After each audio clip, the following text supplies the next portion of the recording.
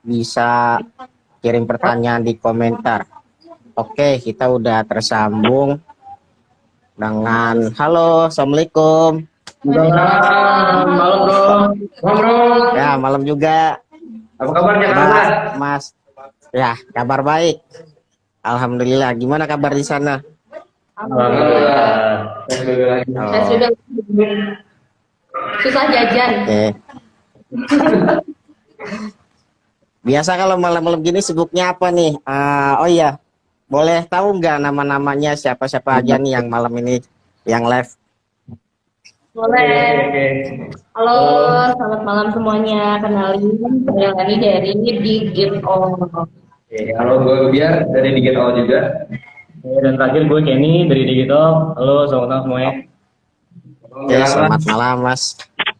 Malam ini kita mau bahas apa nih ya? Optimasi digital media untuk citra organisasi ya. Betul. Dari perspektif digital marketing mungkin ya. Oke. Kita sambil nunggu yang nonton banyak ya, kita sapa-sapa dulu aja ya. Boleh. Ada Sidik M43 Austin Kitchen, halo. Ada Hardiansa 125, halo. Novita Uranti, Rizky Hermawan. Oke. Buat teman-teman yang lagi menonton malam ini bisa disimak dulu ya. Mungkin nanti juga boleh bertanya juga di kolom komentar.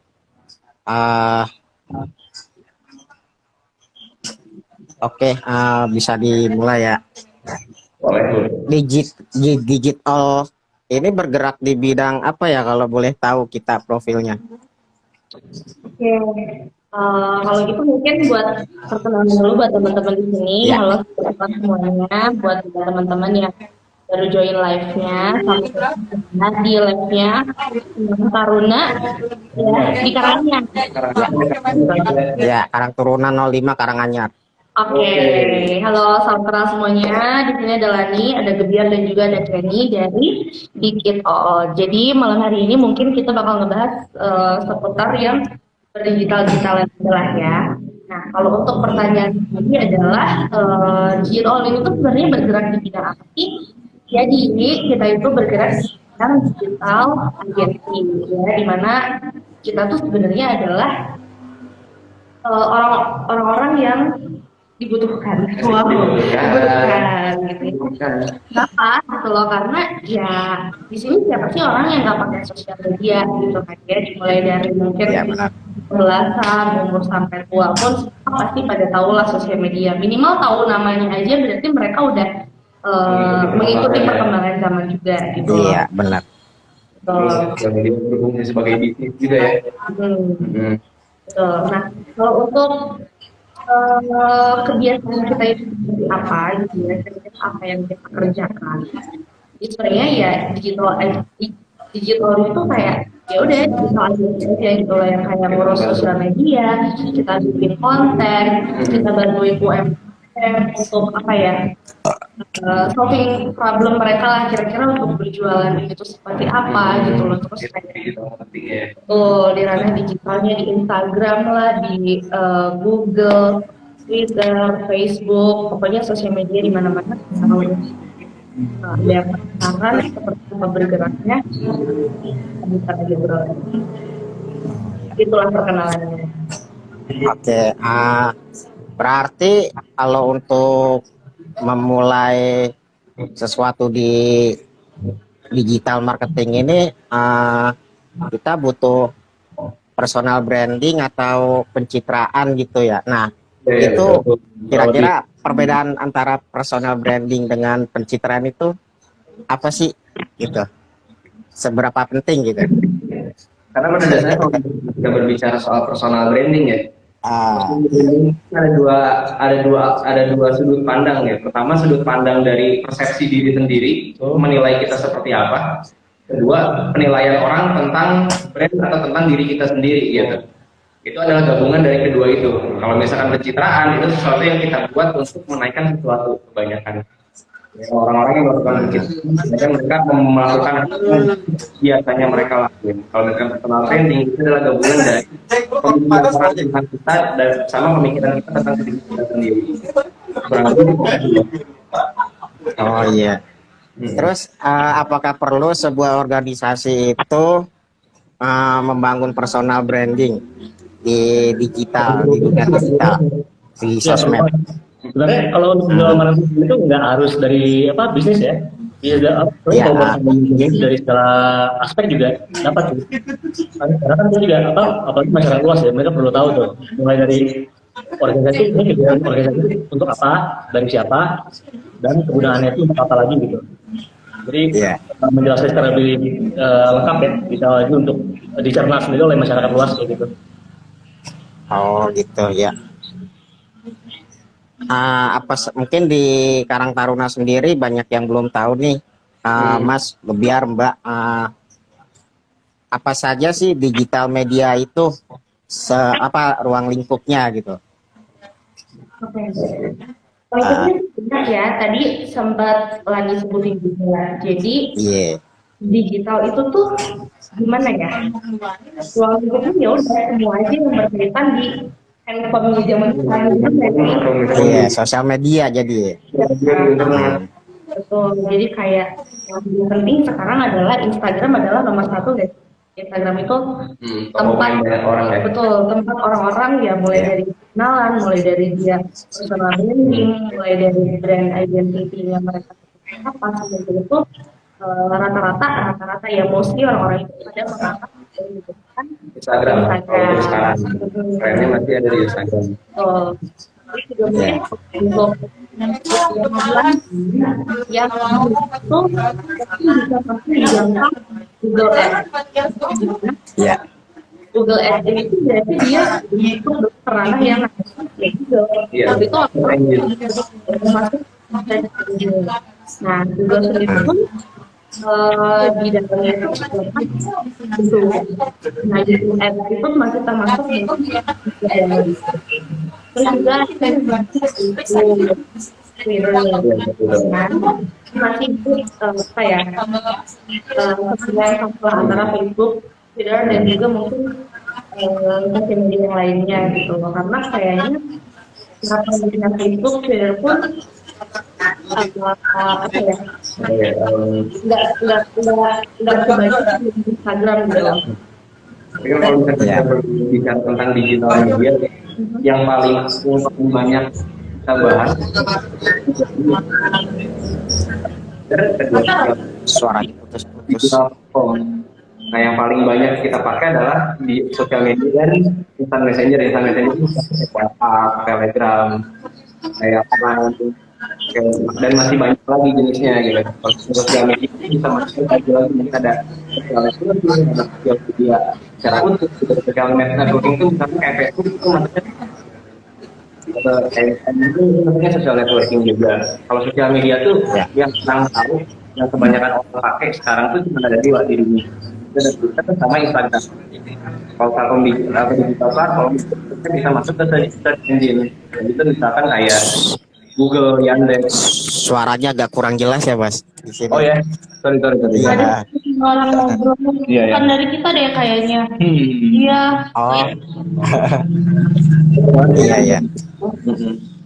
Jadi itu tadi. Lanjut, Mas. Kalau misalnya kita berbicara tentang digital media, ada 3 jenis yang kebanyakan orang pakai di dunia. Pertama, instant messenger. Kedua, ada yang namanya sosial media. Ketiga, digital platform. Nah, ini fungsinya mungkin beda-beda. Kalau misalnya instant messenger, mungkin kita sering banget pakai kayak WhatsApp. Hampir setiap hari ya, setiap detik kita berkomunikasi via itu. Kalau sosial media pun sama. Ada yang kayak Twitter, ada Instagram, ada LinkedIn, ada Facebook. Dan masih banyak lagi gitu jenisnya sekarang. Dan lagi ke digital platform itu bisa masuk dalam artian bentukannya kayak YouTube channel, atau misalkan kayak search engine, atau misalkan kayak email, itu maksudnya udah digital platform. Kurang lebih sih kayak gitu sih, sampai penjabarannya dan pengklasifikasiannya ya. Nah, mungkin kan dari setiap platform itu kan beda-beda ya cara mengoptimasinya. Mungkin dari digital ini bisa memberi ngasih masukan atau sedikit ilmu buat kita nih yang sudah menonton, gimana sih cara untuk mengoptimasi di Instagram gitu, sosial media Instagram untuk organisasi. Kalau untuk organisasi sendiri ya, sekarang digital media hampir semua lini, semua industri pakai ya, mulai dari segi bisnis, non-profit organization, kayak misalkan Karang Taruna ini kan, misalkan kan, Ya, pakai untuk kebutuhannya sendiri, karena pada dasarnya yang namanya digital media itu pemecahan masalah dari apa yang nggak sempat terjangkau oleh sesuatu yang dilakukan secara offline. Misalkan kayak kalau kasusnya kita lihat Karang Taruna, adanya kayak misalkan nih Karang Taruna 05 Karanganyar punya satu sosial media yang dipakai untuk memberikan informasi untuk lingkungan sekitar setempat di RW-nya sendiri misalkan. Itu adalah bagian dari pemecahan masalah yang sebelumnya nggak pernah terpecahkan mungkin secara organisasi. Kalau misalkan kita ngelihat bahwa Karang Taruna apakah dari segi organisasi memaksimalkan sangat wajib, karena ini aja kasarnya ya, sangat bentuk bumi pakai sosial media gitu kan, apalagi untuk lingkungan kecil gitu kan. Gak cuma dari anak kecil sampai usia dewasa, semua orang megang smartphone. Gimana caranya fungsi sosial media ini untuk organisasi bisa mempersatukan semuanya, saling berbagi informasi atau misalkan membuat konten agar kegiatan kepemudaan di lingkungan masing-masing itu bisa lebih hidup lagi dari sebelumnya. Karena pada dasarnya kan kebanyakan kalau di Bandung sendiri, nggak tahu nih kalau di Jakarta ya, sekarang itu sampai kayak IO 17-an kan, kebanyakan persepsi orang biasanya ya. Nah, dengan adanya digital media mungkin persepsi itu bisa dihilangkan. Nah, misalkan dari kalau saya lihat dari Karang Taruna di Karanganyar ini, banyak banget konten-konten kayak misalkan tiap hari Jumat tuh bagi-bagi makanan ya, apa habis Jumatan itu didokumentasikan. Ya, sehat itu kan, singkatan dari apa tuh gue lupa. Sedekah hari Jumat. Sedekah hari Jumat ya, sehat ya. Gue sedekah banget di Instagramnya Karang Taruna. Itu maksudnya satu contoh yang bisa menginspirasi banyak orang pada akhirnya gitu. Kan dengan aksi sosial, misalkan kalian membuat sesuatu, ada bencana, kalian bikin penggalangan dana, fungsi sosial media itu berpengaruh besar untuk publikasi sama promosi pergerakan apa yang dari organisasi itu lakuin. Kurang lebih sih kayak gitu. Lebih ke cara penyampaiannya sih mas. Iya. Lebih kan sekarang persepsi orang kan sudah berubah ya, apalagi dengan dari mulut ke mulut kayak gitu. Misalkan menggunakan sosial media ini, otomatis masyarakat luas tuh lebih tahu lagi nih, ini Karang Taruna itu sebenarnya asli itu seperti apa sih? Mulai dari kayak ada bukti konten ya, video ya, kayak dilakukan sama Karanganyar kayak gini gitu. Jadi kan membuka mata masyarakat luas lagi gitu. Jadi Karang Taruna itu nggak cuma seperti yang mereka dengar doang gitu loh.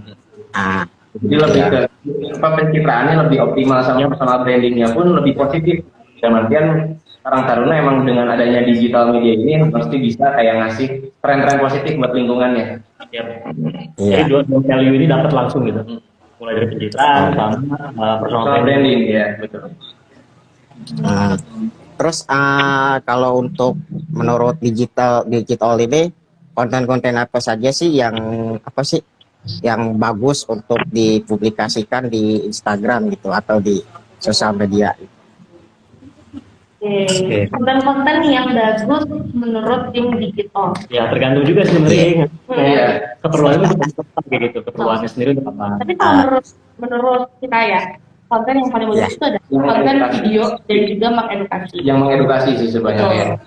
Nah, jadi kayak kebanyakan orang itu ada research juga yang membuktikan ya. Tapi aku nggak tahu lupa siapa yang menemukannya. Jadi bahwa kayak suatu video itu benar-benar lebih menarik orang daripada orang membaca.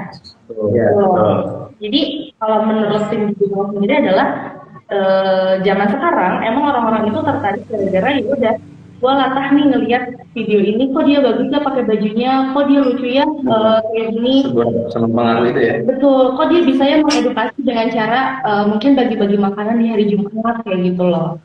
Jadi kan membuat orang-orang yang ngelihat itu makin penasaran ya, apa sih kira-kira yang mereka lakukan di belakang video ini gitu loh. Iya. Kayak gitu. Kalau dari segi kontennya sendiri sih untuk sekarang ya lebih banyak orang-orang menggunakan konten-konten yang mengedukasi atau mendidik orang gitu, memberi sesuatu yang baru gitu, menginspirasi orang. Dua konten ini yang paling banyak dicari dan banyak disukai banyak orang di internet gitu. Kalau kita lihat misalkan di YouTube atau misalkan di Instagram, konten-konten pendidikan tuh kayak misalkan kita ngasih sesuatu yang baru, informasi-informasi atau fakta-fakta baru, itu lebih disukai banyak orang. Cuma kalau kita misalkan memposting, sorry itu saya sensasi, sekedar sensasi doang, atau misalkan kita bikin video-video kayak klarifikasi atau apa, lebih baik kita memberikan sesuatu yang positif mulai dari pendidikannya dulu gitu. Bahwa pada dasarnya kan ikutan rimba ya, apapun bisa ada di situ ya kan, mulai dari hal yang negatif, dari konten yang positif sampai konten yang sensasional, konten yang kontroversial, semua posting dan terpublis secara liar gitu di sosial media. Gimana caranya kita tetap punya skor yang bagus, apalagi untuk organisasi, better untuk kontennya sendiri lebih banyak yang mengedukasi masyarakat atau menginspirasi banyak orang juga, kurang lebih sih gitu. Nah, kalau untuk tools yang direkomendasikan sama Digital untuk teman-teman yang ingin membuat konten itu, kira-kira toolsnya itu apa aja ya? Biar bisa membuat konten yang bagus sebagai orang yang awam. Ya, kalau misalnya persepsi orang yang untuk menciptakan konten yang bagus, kadang orang-orang tuh terjebak bahwa alatnya harus bagus, toolsnya mesti yang mumpuni, yang mahal. Sebenarnya enggak. Iya, benar-benar.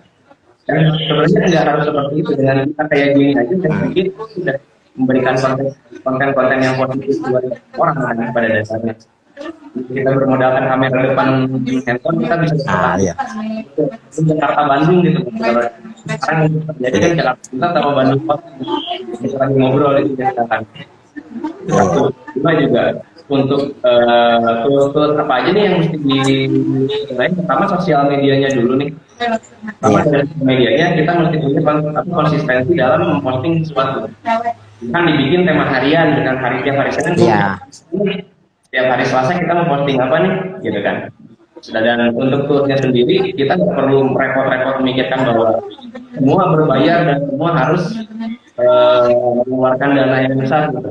Sebenarnya kalau digital media atau sosial media yang dibutuhin kan hanya kuota internet aja dan wifi ada di mana-mana kan sekarang kan kita bisa akses wifi, ada yang pakai provider pribadi gitu kan untuk bisa kita live IG atau kita bikin konten. Dan banyak software di Play Store atau di App Store juga itu mumpuni banget untuk kita membuat sebuah konten-konten yang berkualitas. Karena balik lagi kayak misalkan sekarang TikTok lagi rame nih, walaupun TikTok gaya videonya nggak terlalu bagus-bagus banget, tapi semua orang suka gitu. Artinya apa?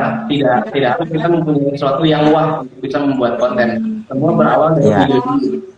Dari ide baru kayak misalkan apalagi sekarang lagi banyak banget konten-konten kayak yang lagi naik daun kan sekarang podcast di mana-mana orang sebenarnya orang berpikir bahwa gue mesti punya mikrofon, mesti punya mic, ternyata juga kita untuk membuat satu rekaman audio yang valuable untuk kita posting dan kita nikmatin dan dinikmatin sama banyak orang. Jadi maksudnya balik lagi bahwa berawal dari ide dulu, kedua makan fitur sosial media yang ada dan mengikuti tren sih yang paling banyak sebenarnya. Jadi tidak terpaku dengan tools seperti apa yang harus kita punya untuk bisa menggerakkan sebuah konten sosial media gitu. Banyak juga ya tools-tools yang gratis yang bisa dimanfaatkan ya di Play Store seperti Canva mungkin gitu ya. Iya betul. Kayak Canva kan bisa untuk presentasi, untuk membuat poster. Itu kan sebenarnya kan semua yang bersifat digital kan mempermudah orang. Intinya kan sesuatu pemecahan masalah. Dari online. Kalau online itu semuanya pemecahan masalah semua. Misalkan kayak Karangtaruna mau bikin penggalangan dana bukan banjir atau korban bencana apa, itu sudah intinya kan di sosial media orang transfer ke rekening tertentu gitu kan, cara yang BRI.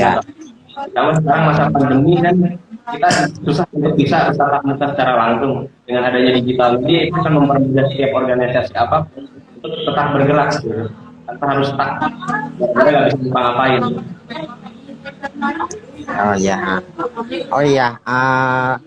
nama dari Digital ini terinspirasinya dari mana sih, Mas? Mbak? Sebenarnya kalau kita dari namanya sendiri ya apa ya? Jalannya. dari ya udah karena emang kita digital agency aja gitu. Akhirnya kenapa nggak bikin digitalnya itu kayak digital gitu loh, Jadi kita karena menggali semua gitu. iya betul, tadi juga kan sempat ada pertanyaannya di kolom komentar tapi Iya, karena Bang Mulyana JKT. Iya. itu artinya galur gitu ya. Emang benar sih, kita maksudnya kayak kita pun nggak terpatok untuk ngerjain apa, hanya di sosial media doang, nggak cuma hanya personal branding doang, nggak cuma bikin video doang gitu loh. Karena ya apapun permasalahannya yang di digital, semuanya bisa kok gitu. Maksudnya kayak untuk ngobrol-ngobrol barengan sama kita, bisa konsultasi sama kita juga boleh. Kita gali dari semua sisi. Karena pada dasarnya kan kita memberikan jasa untuk orang-orang menaikkan pendapatan dari UMKM atau dari brand yang mereka jual atau mereka tawarkan gitu. Itu yang kita bantu dari sisi juga gitu kan, dari satu sisi. Kita melihat permasalahannya apa nih, biar misalkan dari satu UMKM pengen minta bantuan kita untuk dibuatkan konten di sosial medianya. Atau misalkan dibuatkan materi campaign promosi dari sosial medianya sendiri gitu. Kita cari tahu di situ bahwa kita nggak cuma melihat bahwa ini harus untung secara bisnis, tapi di satu sisi harus memberikan value untuk banyak orang. Gitu. Jadi orang tuh nggak hanya untuk membeli sesuatu itu tidak hanya untuk dia kadang beli doang dan butuh, tapi ada nilai lain yang bisa dikasih dari situ. Itu yang membedakan marketing dengan konvensional marketing. Gradasinya cuma ada di titik itu gitu. Di saat konvensional marketing lebih banyak menjual produk, kalau kita menjual solusi apa yang orang pengen gitu, yang orang butuhin dan akan yang bisa membantu banyak orang dari produk yang kita tawarkan gitu. dari produk yang orang tawarkan kayak gitu. Nah, berarti kan kalau apa sih dalam membuat konten itu mungkin di sini teman-teman ada yang belum mengerti copywriting gitu, mungkin bisa dari tim Digital menjelaskan copywriting itu apa sih? Copywriting, oke, kalau misalkan Copywriting itu adalah kita tahu orang banyak-banyak dari segi tulisan dari segi tulisan aja gitu. Copywriting itu bisa kita sebut kalau di Instagram adalah caption. Ya. Ini adalah rata-rata jarang kan orang mau baca ketika captionnya itu hanya mendeskripsikan kayak suatu brand doang. Itu jarang banget. Makanya gue baca panjang-panjang, tapi ternyata tidak menarik perhatian gue sendiri gitu. Nah, di sini adalah peran copywriting. Kalau dari 100% itu 30%-nya ya. Iya, 30% itu menyentuh orang. Gitu. Jadi gimana caranya kita bikin copywriting itu benar-benar dibaca sama orang gitu. Makanya kenapa para YouTuber pada bikin caption itu semuanya clickbait. Judulnya apa gitu loh. Tolong jangan ditonton. Jadi kan orang-orang penasaran untuk nonton. Iya. Atau judul-judul berita juga kan sekarang kayak gitu ya. Lebih ngasih kayak yang provokasi ya buat orang-orang membaca padahal isinya belum tentu sama dengan judulnya. Tapi itu bukan sebenarnya contoh yang baik ya, cuman itu masih pro kontra juga. Tapi di satu sisi itu memberikan efek bahwa pada dasarnya ya secara survei orang-orang kebanyakan kalau misalkan dalam jualan di digital ada 3 poin kenapa orang membeli sesuatu. 80% orang membeli barang itu karena emosional, karena faktor istilahnya lapar mata ya. Lapar mata ya, kalau kata lapar mata kan. 10% karena kebutuhan, 10%-nya lagi karena kemampuan. Justru kebutuhan dan kemampuan persentasenya lebih dikit daripada emosi orang. Makanya kenapa banyak produk yang dia bikin promo yang malah bikin orang penasaran buat lihat gitu kan. Kalau misalkan kita lihat iklan-iklan YouTube, apa nih? Kredivo gitu kan. Apa nih? Misalkan Tokopedia bikin apa nih? Atau misalkan Shopee bikin apa nih? Gitu kan. 12 atau apa gitu kan. Itu bagian dari copywriting juga, karena pada dasarnya copywriting gimana caranya kita nggak panjang lebar ngomong di situ, tapi orang tertarik untuk masuk dan tahu tentang konten promosinya. Jadi ini lagi promo apa nih gitu kan. Orang-orang tuh dilihatnya dari kata-kata awal dulu. Jadi biasanya kalau kita lihat konten writer, dia bakal maksimalin di paragraf pertama. Selebihnya akan divisualisasikan lewat media gambar. kurang lebih sih kayak gitu. Jadi Mungkin bisa dibilang headline-nya ya yang dioptimalin. ada content writer, ada yang namanya UX writer, ada yang namanya copywriter, itu beda-beda. Kalau UX writer itu lebih banyak kayak misalkan kalau kita buka kayak Tokopedia, beli sekarang misalkan, itu UX writer namanya. Kalau copywriter itu penulis blog. Kalau misalkan copywriter itu content writer itu penulis blog atau penulis lepas kayak yang ada di platform berita yang ada di yang kita banyak kita temuin lah, yang kita baca. Kalau misalkan untuk copywriter itu kebanyakan intinya ada di caption sosial media, kurang lebih kayak gitu. Gimana caranya mereka memaksimalkan 2.200 karakter kata untuk memvisualisasikan apa yang mereka lihat di gambar, kondisi gitu. Oh, ya. Oke, untuk belajar digital itu baiknya dimulai dari mana? Mungkin dari teman-teman Karang Taruna itu sendiri masih ada yang bingung gitu kan. Gue pengen coba digital tuh enaknya sih mulai dari mana sih gitu? Yeah. Dari menurut digital sendiri. Belajar digital itu awalnya dari mana? Dari kepribadian sendiri pengen pede sih kalau menurut lagi ya. Ada kemauan dulu kalau kayak maksudnya oke, aku mau belajar digital misalkan dari sisi sosial medianya gitu loh, kayak gimana caranya kita membangun brand image sama orang-orang gitu. Kayak kan nggak mungkin kita membangun brand image tapi diri kita sendiri pun dicap jelek sama orang-orang kayak gitu loh, contoh kasarnya ya. Nah, jadi kayak gimana sih caranya orang-orang itu nyari trust sama diri kita sendiri gitu loh, dengan cara mungkin kayak ya udah kegiatan yang dibagusin gitu loh ya. Ya itu tadi istilahnya balik lagi ke pencitraan yang bagus kayak gitu sih. Positif juga ya. Karena pada kedua juga fungsinya sendiri, karena pada dasarnya itu tadi seperti yang udah pernah kita bilang tadi beberapa kali bahwa sosial media ini kan intinya adalah problem solving. Apa yang pengen kita kasih ke orang itu dulu aja harus terjawab gitu. Gue pengen membagi ilmu-ilmu tentang misalkan organisasi itu seperti apa, atau misalkan tips kepemimpinan itu seperti apa. Kayaknya ini konten-konten yang bakal relasi dari ide-ide itu dulu harus muncul gitu. Kita harus menemukan ide-ide dulu di awal. Bahwa gue bikin sosial media, gue ingin memanfaatkan digital ini untuk apa nih ke depan, manfaat apa yang gue pengen kasih ke orang. Itu dulu harus dijawab. Kalau itu udah dijawab, nantinya kan lebih mudah untuk kita membuat konten-konten yang berhubungan dengan digital media, mulai dari sosial media sampai ke platform-platform kayak YouTube.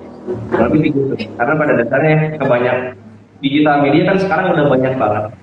Influencer banyak banget misalkan. Atau misalkan YouTuber di Indonesia banyak banget jumlahnya.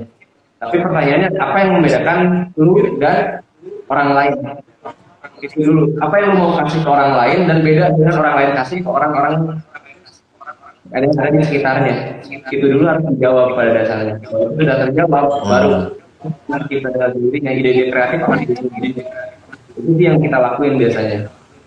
Kenapa kita dengan kalau misalkan lihat di Instagramnya digital lebih banyak edukasi tentang sosial media seperti apa, bahwa kita pun aware bahwa sosial media ini jangan sampai salah gunakan untuk hal-hal yang benar gitu kan. Kebanyakan kan orang menggunakan sosial media untuk kriminal, ada aja orang yang melakukan itu, tapi di satu sisi kita nggak boleh menggiring masyarakat ke situ bahwa digital itu bukan sesuatu yang negatif. Kita bisa belajar banyak hal dari digital gitu kan. Misalnya digital itu kita bisa membuat apa. Nah itulah yang kita tawarin di sosial medianya setiap hari. Kita memberikan konten-konten edukatif, kita memberikan konten-konten bahwa fitur ini bisa dipergunakan loh untuk melakukan ini. Kalian pengen bikin charity, gimana caranya kita membuat promo digitalnya untuk orang-orang mau menyumbang gitu untuk charity-nya sendiri. Kita kasih tips and triknya di situ juga gitu. Misalkan kalau ada orang yang punya bisnis makanan atau minuman, kita kasih tips gimana caranya memaksimalkan industri makanan di digital media gitu. Jadi lebih banyak mengedukasi orang. Mulai dari kita, misalkan kalau dari sisi teman-teman di sini, kalau misalkan ada emang pengen bikin sesuatu yang berhubungan dengan digital, pertama itu tadi mesti tahu dulu tujuannya untuk apa dulu nih. Kita bikin atau misalkan sosial media kurang lebih gitu. Berarti terus juga untuk mengukur berhasil atau tidaknya sebuah konten digital itu dilihat dari mananya, Mas? Menurut digital, iya.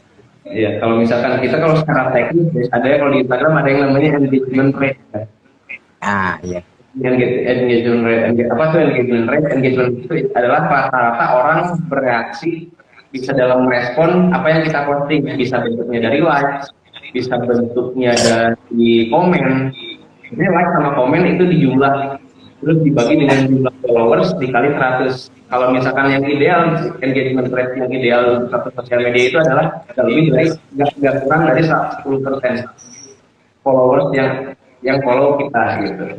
Lebih kayak gitu. Tapi kalau misalkan tolak ukur keberhasilan, bagaimana sih konten sosial media ini bisa menginspirasi banyak orang, mempengaruhi banyak orang yang awalnya nggak tahu di saat lihat konten postingan kita jadi tahu sesuatu yang baru. Itu tolak ukur keberhasilan yang benar itu seperti kayak gitu. Kalau kita tadi ada hitungan statistik matematiknya untuk bisa mengukur bahwa konten gue ini berhasil gitu dengan cara apa, dengan pertama dari segi teknis itu dengan memberikan engagement rate yang tentunya. Karena dari segi value itu bisa kita hitung dari seberapa berpengaruh sih yang kita punya untuk orang lain.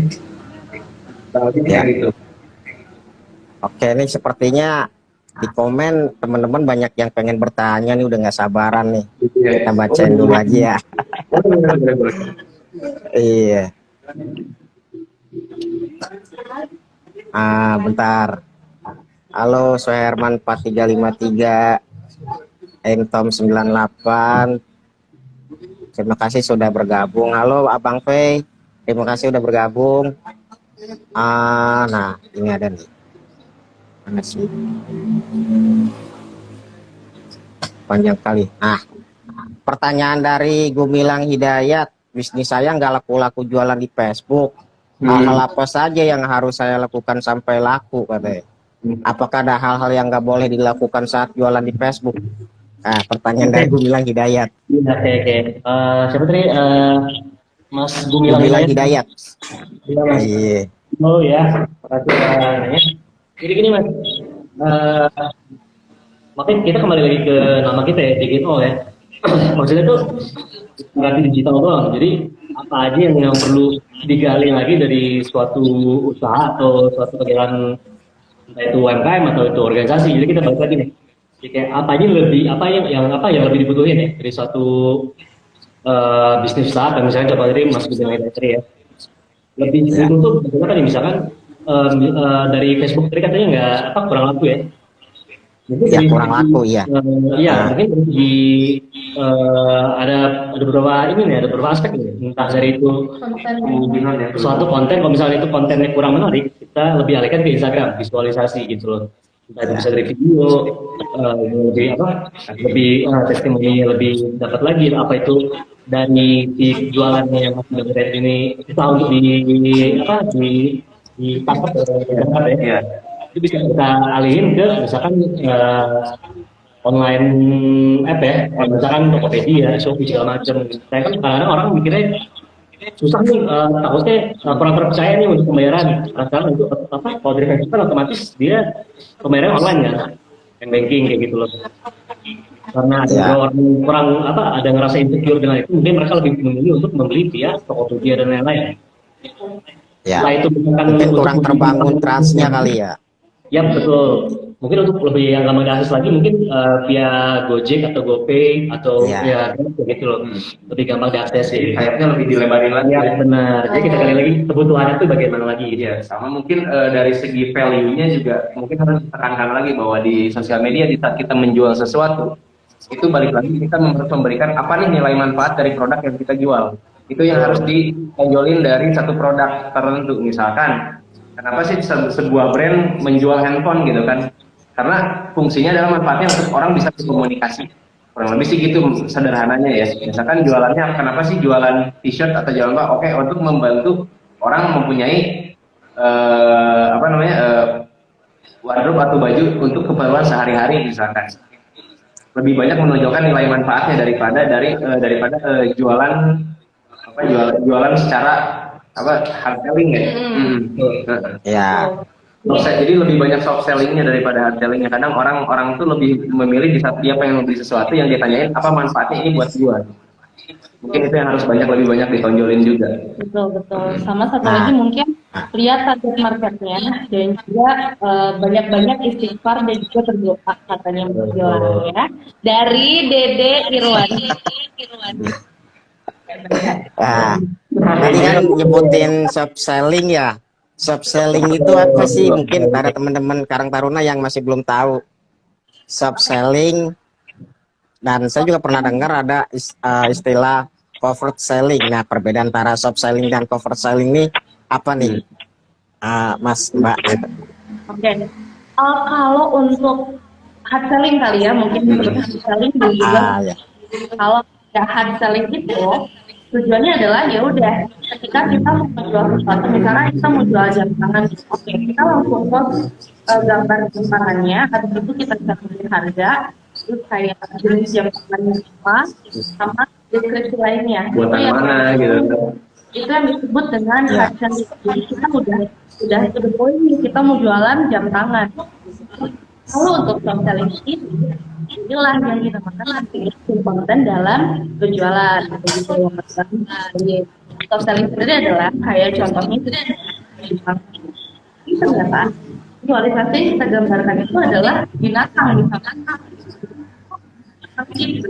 jalan terus jalannya lama memakan waktu itu bisa lihat dari mana, dari jam tangan itu yang namanya. Jadi lebih kayak kalau soft selling kayak belajar menghargai waktu misalkan, atau lebih tepat waktu lagi. Jadi gambarnya gambar jam tangan. Mereka berbunyi dengan tagline kalau misalnya soft selling itu. Misalkan jam Swiss kan kalau kita lihat kayak beberapa merek kan lebih tagline itu kayak always on time, ini tepat waktu gitu kan. Tapi sebenarnya kan dia lihat bahwa oke, dengan jam tangan ini gue bisa lebih mengapresiasi, mungkin gue akan lebih menghargai waktu lagi, kurang lebih kayak gitu. Oke, ada pertanyaan dari Nisa AFR ini. Kak Ipul udah sholat isya belum? Udah lewat. Ada lagi pertanyaannya dari Ajahra26_. Adakah keterbatasan dalam digital? Taruh lebih. Ya mana tuh? Hilang. Adakah keterbatasan dalam digital pemasaran online?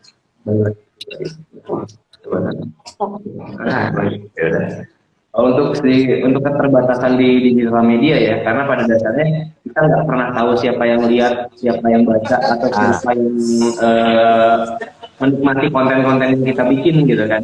Tapi pada dasarnya satu sisi yang menjadi keterbatasan atau yang menjadi hambatan dalam membuat sebuah konten di sosial media itu adalah konsistensinya, Mas. Dan orang tuh hari ini posting, besok enggak gitu kan. Kebanyakan kan orang mungkin dia stuck di idenya, atau mungkin dia nggak punya waktu untuk mengelola sosial media, karena emang pada dasarnya bisa kita menyentuh digital media, kita perlu waktu yang banyak juga untuk mempelajari banyak fitur di situ.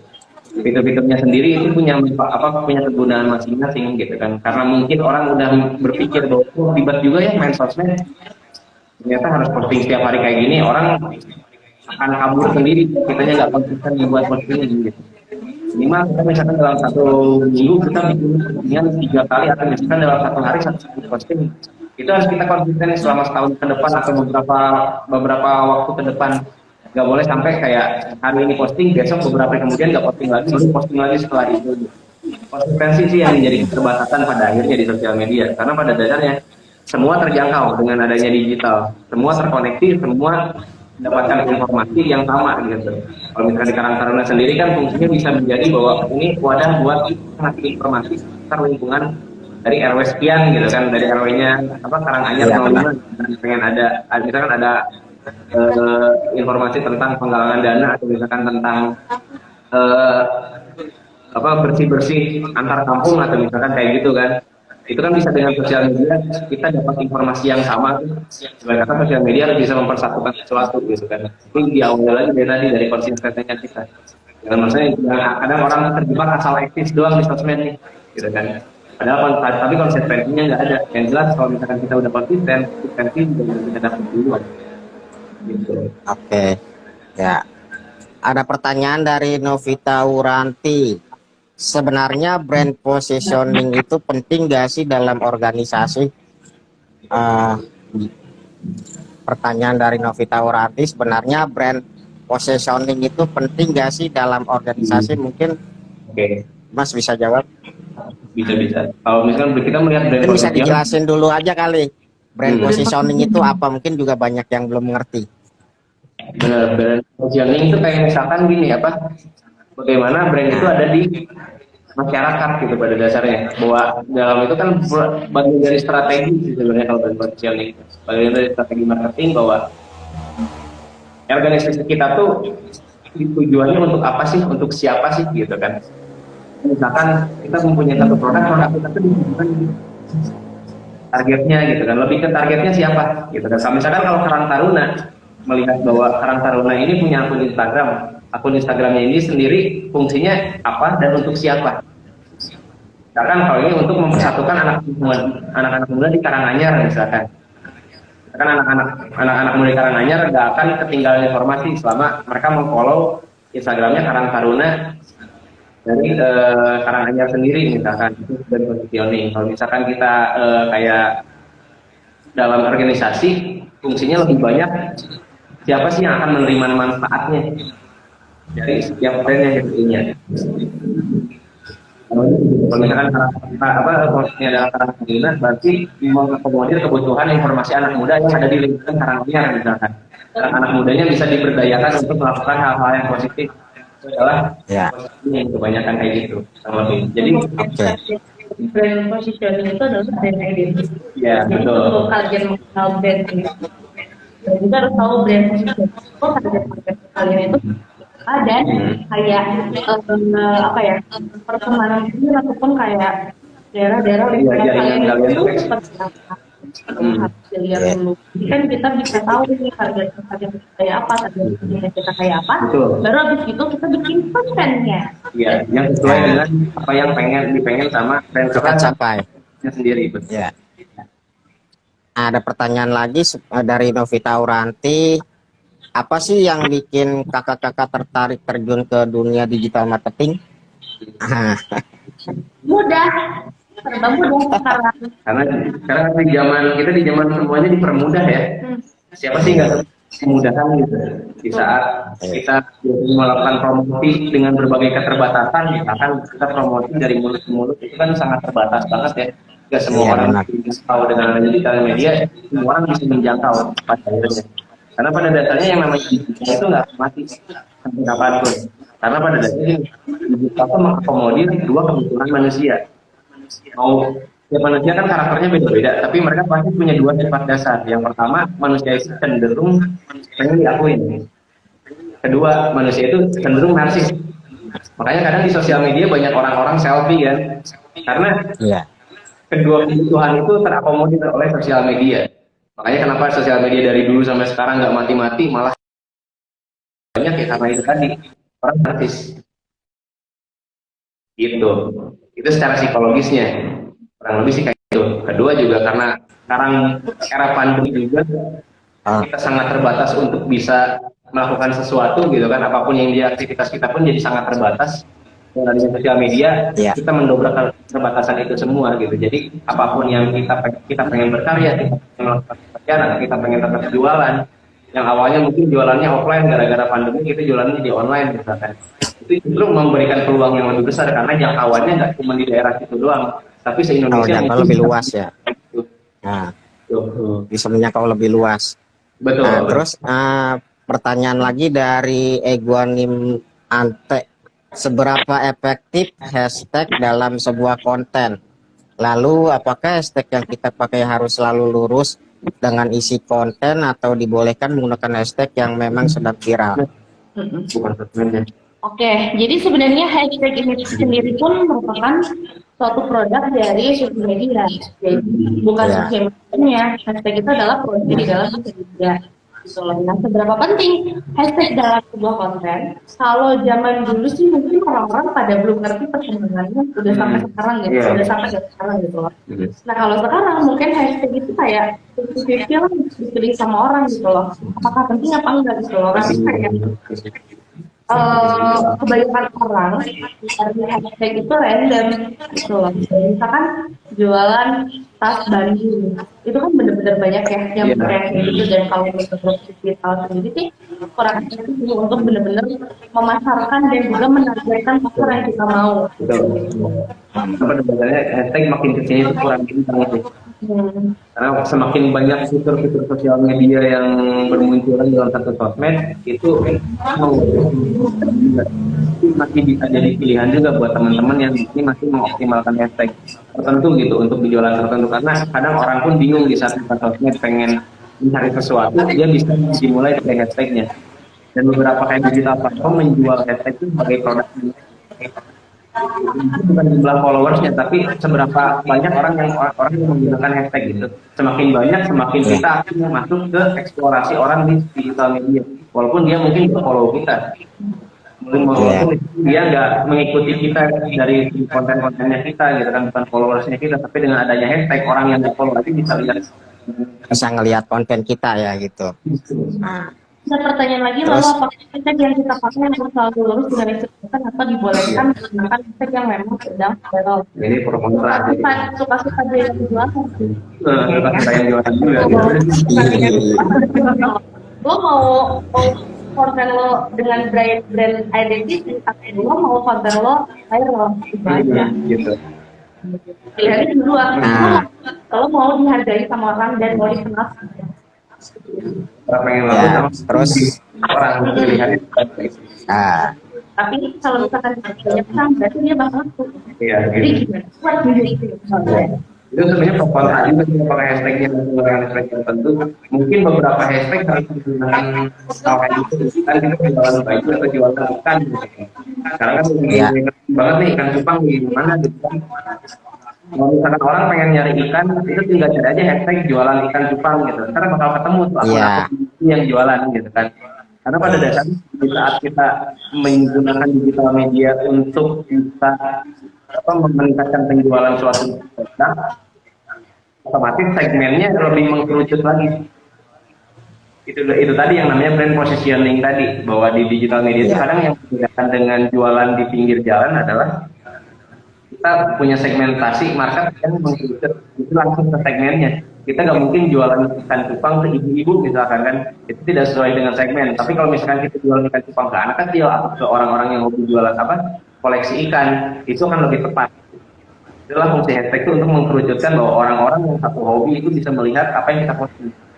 Kurang lebih berarti kayak gitu. hashtagnya harus berhubungan ya, maksudnya harus relate mungkin ya, biar Itu bisa kebaca. Iya. Sesuai kebutuhan. Iya. Suka-suka yang Suka-suka yang jualan. jualan. Iya. Kalau dia harus Masih ada pertanyaan lagi nih. Iya. kalau dalam dari lurus, karena kan kita nggak mungkin. Misalnya kita jualan cupang nih dari ini.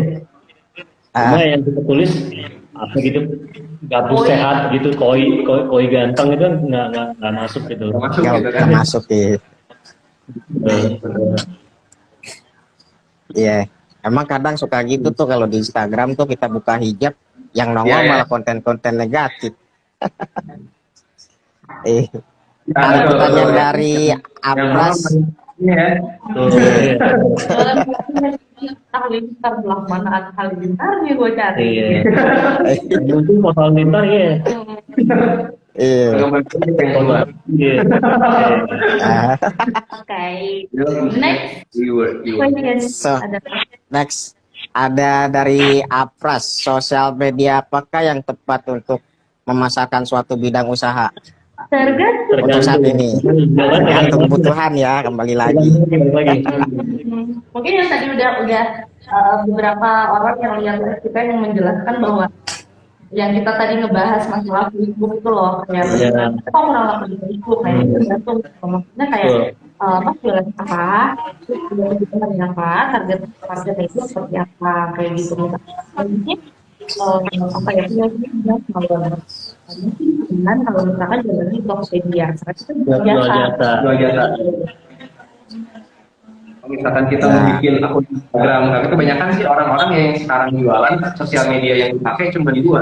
Kalau kita ngomongin sosial media ya daripada di luar platform e-commerce atau aplikasi e-commerce.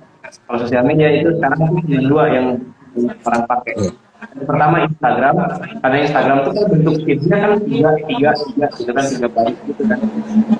Jadi bentuknya kayak katalog gitu. Nah, orang-orang kebanyakan jualan di situ, makanya ada Instagram for Business kan sekarang. Ditambah sekarang ada yang namanya Facebook for Business juga, di mana di situ ada marketplace juga.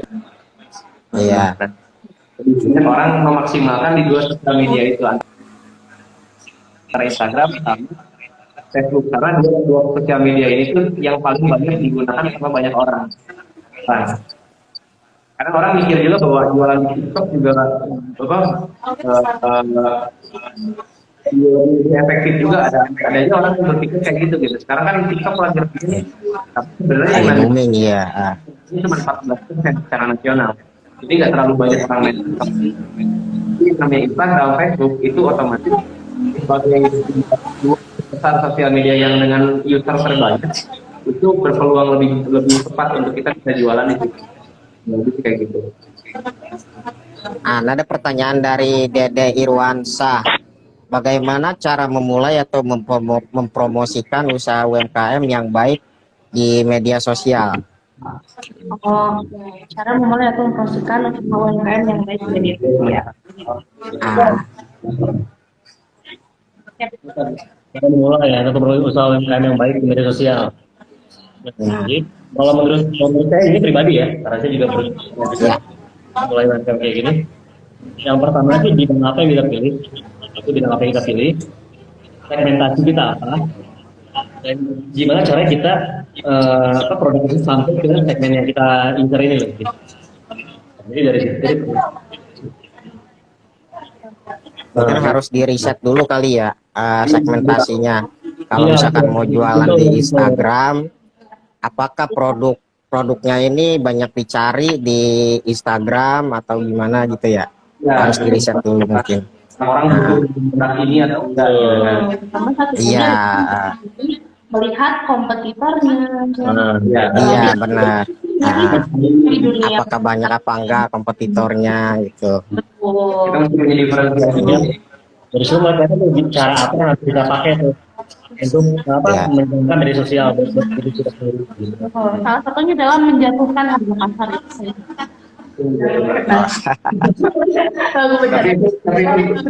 Banting harga. Tapi sebenarnya merusak banget kalau menjatuhkan harga pasar. Kalau banting harga memati dong Mbak ya. Nanti untuk tipis ya kan nggak bisa scale up.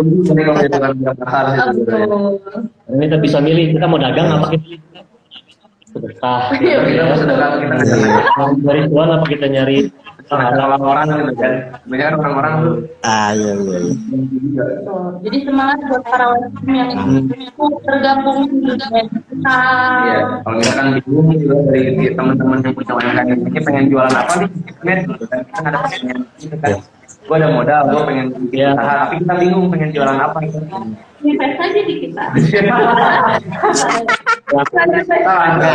setelah ketahuan Kita next lagi pertanyaan dari Mulyana JKT.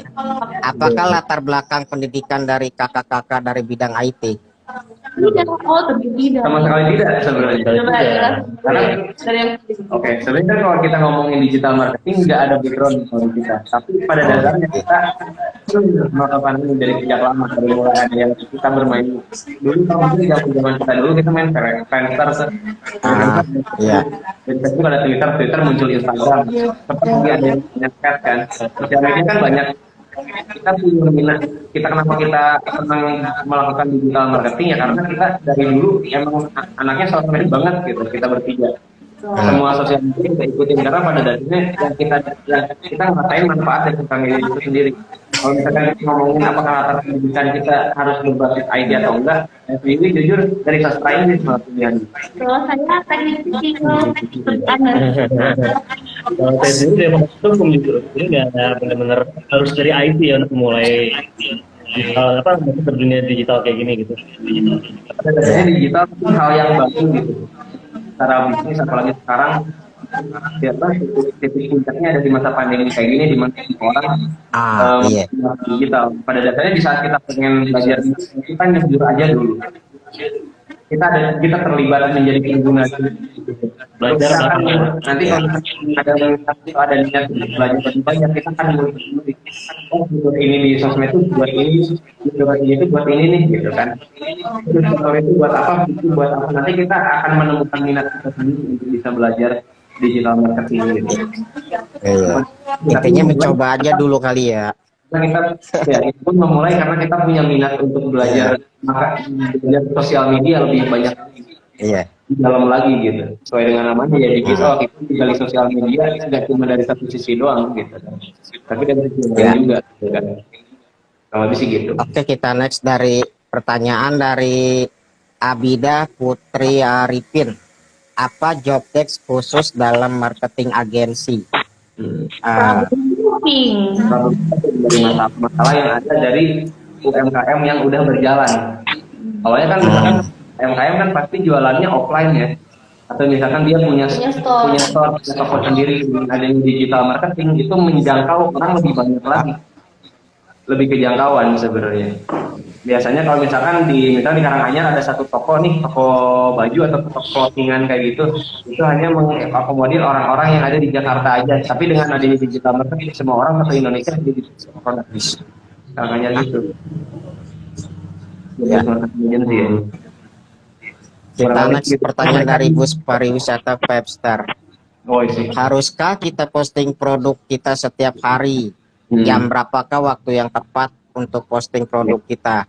Ini mungkin di Instagram kali ya kayaknya deh ini. Iya betul betul. Nah, Posting produk kita karena kalau misalkan untuk baru mulai kayaknya lebih bagus setiap hari gitu. Betul, biar membangun brand awareness dari sendiri itu bakal muncul ketika misalkan brand kita sendiri sudah diketahui masih udah contohnya kita posting tiap hari atau postingan kita yang masuk explore otomatis kan orang-orang pada ngakses lihat sesuatu dan terjadi Instagram kita. Kalau untuk jam sendiri Jadi kan misalnya dalam satu postingan kan ada yang namanya insight ya. Insight Instagram tuh. Kita kan bisa ngeliat tuh followers kita tuh ramainya jam berapa aja nih main sosmed. Ada yang mungkin ramainya di pagi. iya biasa pada iya. Gemuknya di siang atau gemuknya malah di tengah malam. Nah ada kemungkinan bahwa setiap produk atau setiap brand itu dengan followersnya masing-masing itu punya jamnya beda-beda. Tapi pada dasarnya di saat kita ingin memposting sesuatu, kita mesti tahu dulu nih kompetitor kita tuh posting jam berapa. Mungkin kita bisa lebih pagi dari dia untuk memposting. Iya. Jadi kayak gitu. Tapi pastiin juga di jam tersebut tuh orang-orang main sosmed gak nih? Karena pada dasarnya kan kita menebak-nebak nih orang main sosmed gak nih jam segini, misalkan jam 9 pagi. 9 pagi belum tentu main sosmed karena mungkin dia bekerja, dia sekolah, dia kuliah. Tapi kalau misalkan jam 4 sore atau jam 7 malam, orang kan lagi santai itu. Jadi mereka pun buka sosmed akan lebih santai dan promosinya lebih tepat juga. Buat orang-orang tahu dari segi brand awareness sama promosi yang kita jalani, kurang lebih gitu. Oke, ini tambahan dari ini untuk pertanyaan Bus Pariwisata 5-star. Mungkin bukan cuman posting doang ya kalau untuk jualan di Instagram itu. Nah, kita juga harus berinteraksi dengan komen di postingan follower, dengan like. Jadi biar mereka ini ngeh kalau ada kita gitu ya, mungkin gitu. Karena pada dasarnya kan mungkin kita merespon cepat konsumen kita, kepercayaan akan terbangun. Iya benar, kita harus bangun kepercayaan dulu. Iya. Nah, terus pertanyaan dari Riza Muhammad 29, apakah SEO organic traffic Google masih powerful untuk meningkatkan penjualan? Oke, SEO atau pertanyaannya mantap nih. Oke, ini powerful untuk meningkatkan penjualan. Jadi sebenarnya kalau lihat ya, kita bahas dulu dari sisi advertising. Ini ada yang dinamakan SEO sama SEM. Ya, SEO itu adalah search engine optimizing sama SEM itu adalah search engine management. Oke, nah di situ kita masih mampu untuk meningkatkan penjualan. Masih banget gitu, masih banget. Dikarenakan gitu ya, banyak orang emang mencari produk yang mau itu. Biasanya kalau emang apa mereka nggak dapet di sosial media, pasti mereka larinya ke Google. Kayak gitu. Jadi kalau misalkan untuk SEO sama SEO itu perbedaannya bagaimana?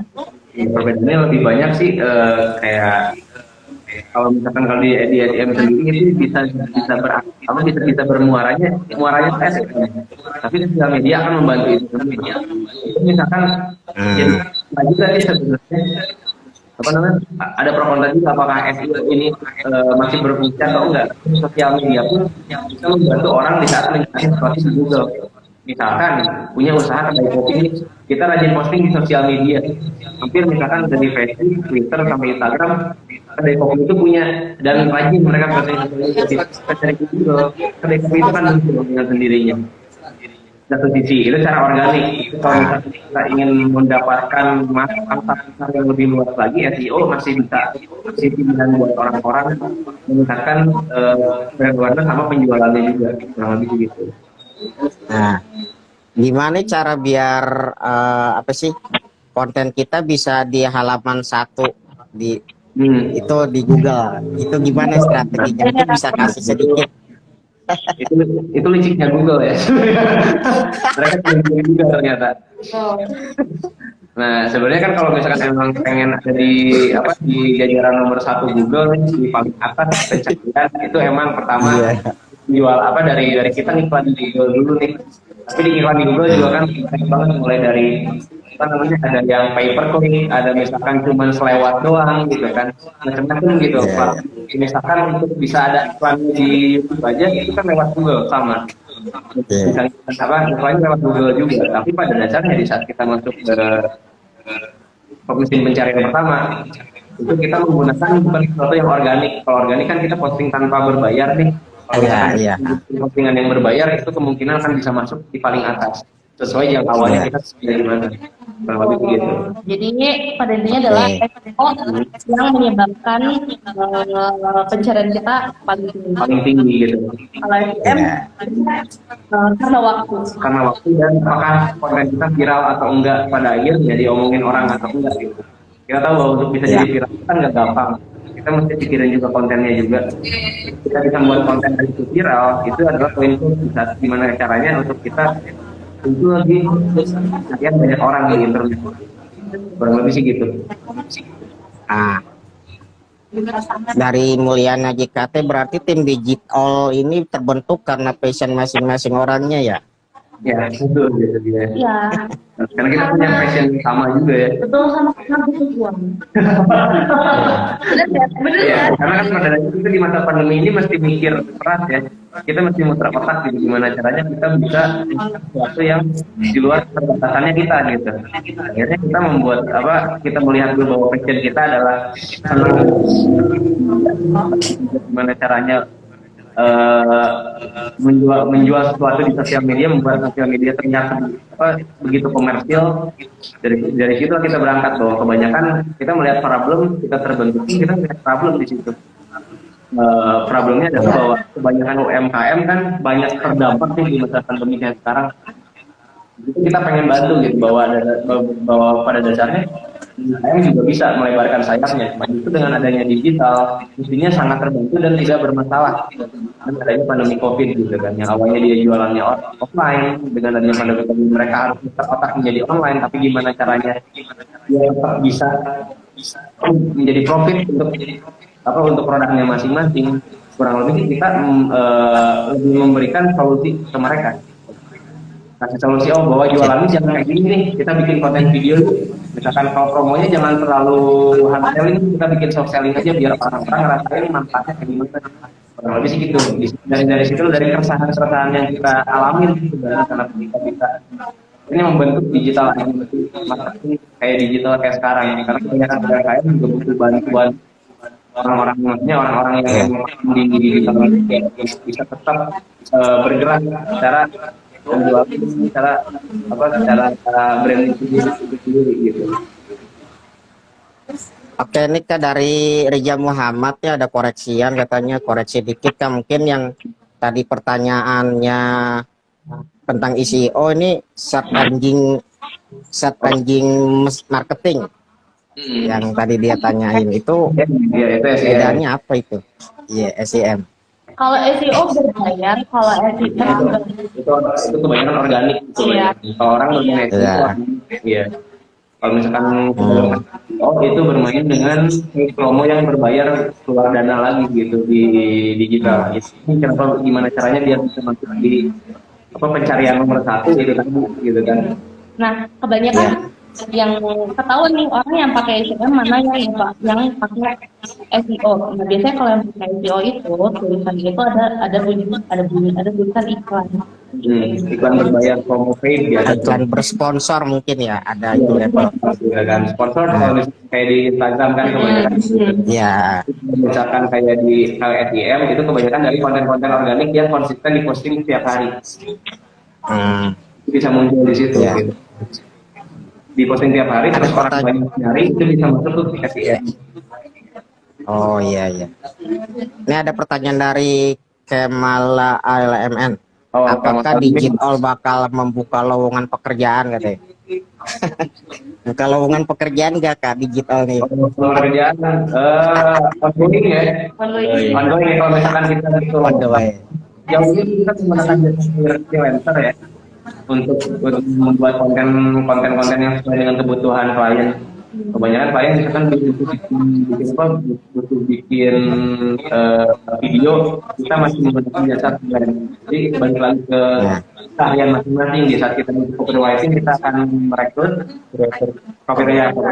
kita butuh copywriter, kita akan merekrut untuk freelance. Sejauh ini sih kebanyakan baru freelance aja sih yang baru kita ini. Karena nanti itu masih mengembangkan perintisan.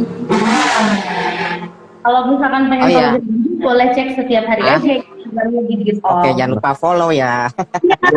Jangan lupa follow. Oke. Terus juga nih Kak, Digital sendiri nih berdiri udah berapa lama sih Kak? Kita justru masih baru. Masih baru sih, kayak masih dari pertengahan tahun 2020. Pertengahan tahun 2020 kita mulai terbentuk di digital. Betul. Jadi karena awalnya itu emang kita pengen membantu UMKM, dan yang kedua alasan kita membentuk digital itu adalah kepepet dana. Jadi ya udah gitu loh. Nah, itu di tahun 2020 aja pas kemarin kan kayak gitu. Dengan Emang sebelumnya apa Kak? sebelumnya adalah Sebelum apa ya? Orang radio ya berbeda. Sebenarnya radio kalau dia seksi, dia punya UMKM juga, dan dia anaknya Kalau kita ada backgroundnya orang mas. kalau aku emang Jadi kelihatan yang banyak yang lebih banyak ngomong sama yang diam tuh kelihatan dia orang radio ya. benar. Pertanyaan dari Gumilang Hidayat nih Kak, bagaimana optimasi budget iklan di dunia digital biar dikit tapi hasil maksimal? Apa strateginya? Lebih banyak cari referensi aja sih sebenarnya. Kalau misalkan kita punya satu bisnis, sekarang kita bisnis jualan alat elektronik kayak handphone misalkan. Kita cari referensi apa nih yang bisa menaikkan penjualannya kita. Karena di digital ini kan banyak inspirasi, kita bisa lebih banyak nyari. Mulai dari googling atau di sosial media, kan banyak tuh akun-akun yang dia ngasih tips-tips bisnis atau tips-tips berorganisasi. Dari situ kita bisa belajar sebenarnya. Kalau misalkan secara grafisnya ya, itu balik lagi referensi itu harus lebih banyak lagi di saat kita untuk melakukan sesuatu. Kalau kita misalkan pengen jualan brand, jualan sepatu nih, kita lihat nih pesaing kita tuh kayak gimana jualannya, di sosial medianya kayak gimana. Kita analisis apa yang kurang dari mereka. Kalau kita udah bisa nemu itu, strateginya bakal nemu sendiri. sedikit sih tambahan pembukaan juga kalau misalkan dunia digital biar kita oke bisa juga kayak misalkan di Instagram tapi itu penjelasannya kemana jadi kan kalau misalkan bisnis kalian coba dibuka habis itu coba lihat insight-nya habis itu kita klik kayak promote ya itu kayak target marketnya umumnya pengen berapa kayak kita penjualannya pengen segimana gitu. Jadi kayak lebih dicari lagi lah seperti apa dan Strateginya sih gitu. Banyak cari referensi aja.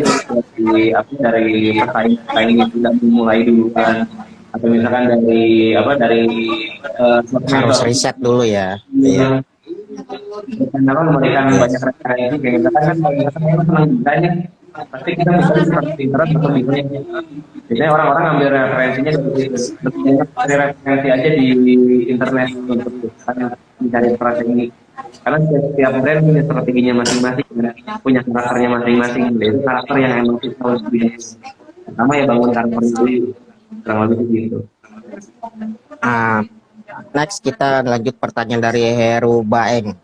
Apakah digital bisa memberikan semacam pelajaran manajemen yang baik untuk kita yang baru memulai bisnis? Buka kursus gak Kak? Nah, gini Mas, jadi kan nanti kita bakal ada webinar bareng sama HIPMI. Nanti untuk teman-teman dari Karang Taruna 05 Karanganyar ini bisa follow up saya di Instagram kita. Ya, join aja. Nanti kita entah itu via feed Instagram atau dari Instastory, nanti kita tahu infonya. Pembelajaran ya, pokoknya follow aja dulu ya. Iya, dalam waktu dekat kita bakal bikin webinar. Betul, karena nggak secepat itu loh ketika kita belajar manajemen apalagi dalam dunia digital gitu. Karena kayak panjang banget pembahasan yang harus kita lakukan. Iya, step by step. Ya, tahu kapasitasnya nanti kalian join aja.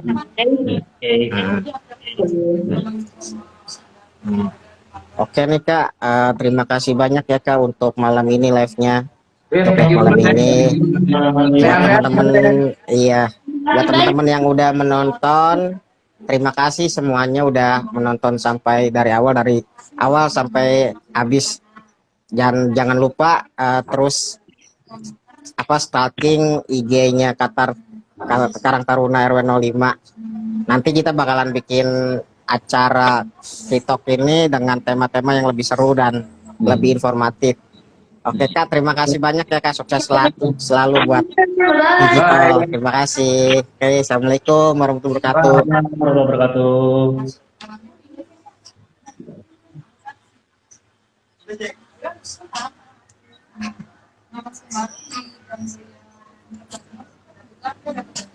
Oke, buat yang teman-teman yang belum dijawab nanti bakalan dijawab ya. Oke, assalamualaikum.